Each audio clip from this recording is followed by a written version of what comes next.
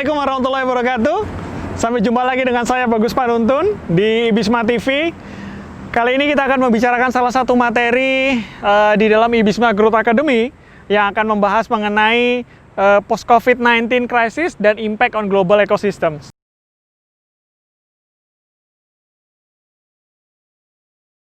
Beberapa hari yang lalu, Kementerian Keuangan dari Singapura secara resmi telah mengumumkan bahwa Singapura saat ini masuk ke dalam jurang resesi. Teman-teman bisa lihat di dalam berbagai macam berita bahwa mereka mengalami minus sebesar 41%.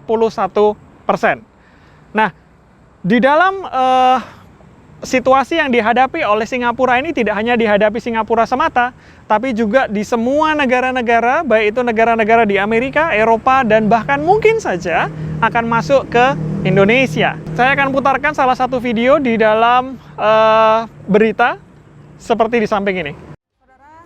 Ada kabar kurang menyenangkan, Singapura resmi masuk jurang resesi. Hal ini terlihat dari angka realisasi pertumbuhan ekonominya dari data Kementerian Perdagangan dan juga Industri MTS Singapura mengkonfirmasi bahwa ekonomi Singapura, saudara, kita lihat di mana kuartal 2 terkontraksi 41,2%. Ini artinya lebih dalam lagi koreksinya dibandingkan kuartal 1 minus 3,3%. Nah, kalau yang namanya resesi merupakan indikasinya 2 kuartal berturut-turut ekonominya memang negatif gitu pertumbuhannya. Nah, sementara secara tahunan ekonomi Singapura jatuh hingga minus ke 12,6%. Nah, hal ini disebut-sebut juga mirip dengan kejatuhan krisis keuangan Asia pada tahun 1997 sampai 98, saudara. Dan khusus kontraksi pertumbuhan ekonomi di kuartal 2 ini, maka ini merupakan angka kuartalan terparah sejak Singapura merdeka.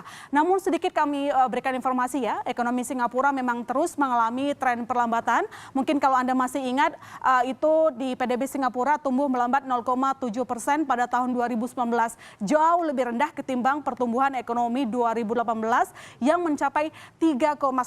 Artinya memang sudah perlambatan dari dulu dan kini pandemi COVID semakin menghantam ekonomi Singapura. Lantas, apa hubungannya dengan Indonesia jika ekonomi negara tetangga terpukul? Mari kita lihat datanya, saudara.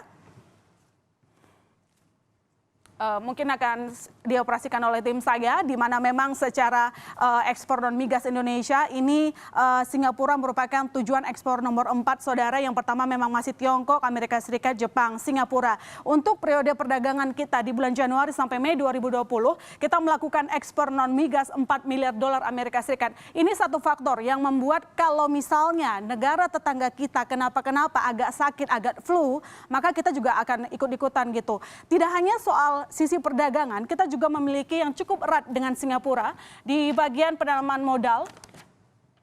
Di bagian penanaman modal mereka tetap menjadi nomor 1 yang selalu rajin berinvestasi di Indonesia. Penanaman modal asing yang datang ke Indonesia itu paling banyak selalu dari Singapura. Jadi ini menjadi salah satu gambaran, semoga Anda mengerti mengapa kalau misalnya negara Singapura mengalami resesi, ini artinya kita pun harus waspada. Kita tidak menakut-nakuti karena pemerintah sebenarnya juga sudah mengeluarkan sejumlah program manuver yang diupayakan bisa menyelamatkan perekonomian nasional, karena memang sebenarnya masalah resesi ini tentu membayangi sejumlah negara. Kita tahu, saudara, Jepang juga saat ini tengah deg-degan juga gitu ya, karena pertumbuhan ekonomi mereka juga terkontraksi begitu. Kita juga melihat bagaimana Amerika Serikat juga mengalami hal yang sama. Nah, khusus untuk kejadian di Singapura, bagaimana perkembangan situasi di Singapura? Karena kita ketahui, saudara, pasca keluarnya data dari Kementerian Perdagangan dan Industri, ini sejumlah pergerakan saham juga ikut terkontraksi begitu ya, pasar agak sedikit panik dan semua saham di Asia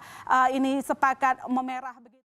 Dalam sebuah survei yang dirilis oleh Startup Genome, di mana mensurvei dari seluruh startup yang ada di seluruh dunia, yang datanya dirilis di bulan Maret 2020, kemudian mencatat bahwa efek dari COVID-19 benar-benar membuat ekosistem dari startup itu terguncang dengan sangat kuat. Salah satu yang dirilis adalah ada beberapa shockwave yang kemudian dihadapi oleh para startup di seluruh dunia. Shockwave yang pertama adalah soal capital, soal permodalan. Modal ini menjadi situasi yang sangat kritis bagi setiap startup. Kenapa? Karena dalam laporannya 4 dari 10 startup yang disurvei akan kehabisan modal untuk biaya operasionalnya itu maksimal dalam waktu 3 bulan operasi. Jadi setiap perusahaan, setiap startup dalam istilah startup ada yang namanya runway. Runway adalah berapa jumlah cash yang dimiliki oleh perusahaan untuk dia melakukan operasional. Dan ternyata dari survei tersebut ada yang perusahaan hanya memiliki runway 1 bulan atau kurang, dan itu sebesar 10%. Artinya 10% perusahaan itu hanya punya duit cukup untuk menjalankan operasional selama 1 bulan.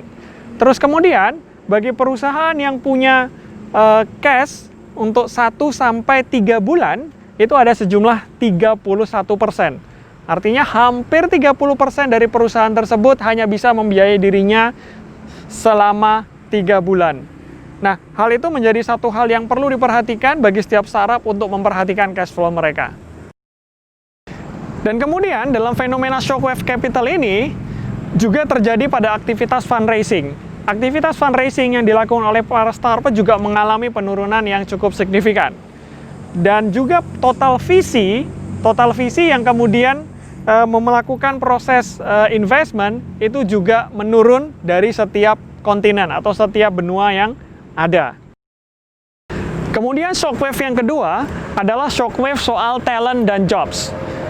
Dari survei, secara rata-rata hampir seluruh startup, 74% startup di seluruh dunia melakukan proses unemployment atau laid off.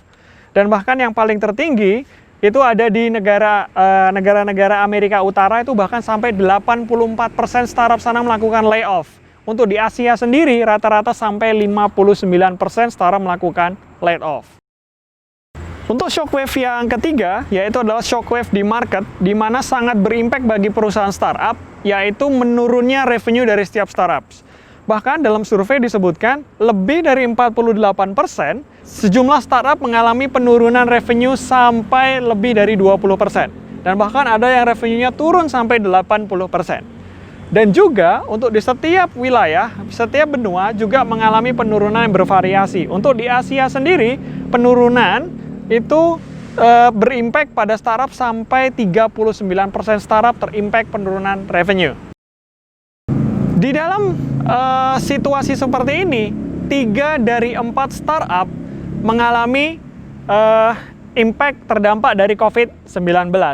Gitu. Baik itu startup yang B2B atau business to business, ataupun startup yang B2C, business to customers, semuanya memiliki dampak yang cukup signifikan. Untuk shockwave yang keempat adalah shockwave soal operation dan management. Nah, parameternya apa? Parameternya adalah berapa banyak expenses yang harus dipotong dari sebuah startup. Dan ternyata dari survei tersebut, 58% startup itu memotong biaya expensesnya, anggaran operasional dan lain sebagainya itu sampai 20%. Di dalam tabel berikut, kita bisa lihat bahwa perbedaan antara karakteristik startup di Asia, di Eropa, dan juga di Amerika, ternyata dalam merespon COVID itu juga berbeda-beda. Misalnya seperti di Asia. Asia banyak melakukan cost cutting lebih dulu dibandingkan negara-negara lain, tapi jumlahnya tidak sebanyak di negara-negara Eropa dan di di Amerika. Dari situ kita bisa melihat bahwa ternyata ada 4 shockwave dari hasil survei ini yang membuat seluruh startup benar-benar terimpact oleh COVID. Tapi jangan khawatir, ternyata di balik hikmah COVID, dalam survei ini juga diungkap bahwa 96% startup tetap masih bisa beroperasi meskipun di banyak negara di seluruh dunia menerapkan lockdown. Dan dari survei juga mengatakan bahwa 66% mereka tetap bisa beroperasi dengan mengoptimalisasi teknologi yang ada. Nah, dari sini kita bisa memperhatikan bahwa gara-gara COVID memang menyebabkan ekosistem startup di seluruh dunia itu mengalami goncangan yang cukup besar, tapi juga bagi startup-startup yang mengimplementasikan teknologi dari operation dan juga bisnis modelnya, ternyata mereka juga bisa untuk beradaptasi dengan cukup baik. Nah, pada materi berikutnya, nanti kita akan membahas mengenai value propositions, terutama value propositions pada saat pandemi COVID seperti ini. Sekian untuk materi dari saya, perihal mengenai global ecosystem. Sampai jumpa di materi berikutnya. Salam sukses buat Sobat Ibisma dan Startup Founder. Assalamualaikum.